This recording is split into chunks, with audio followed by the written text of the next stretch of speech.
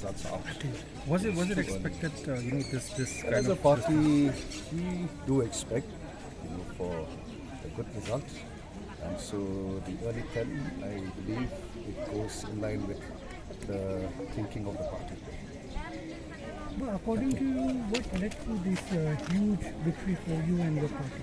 I already declared victory for us. Well,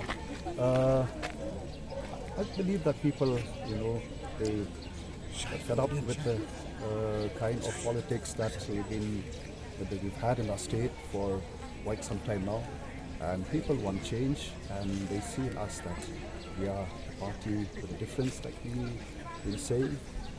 And so this is the result, I believe, of the belonging of the people.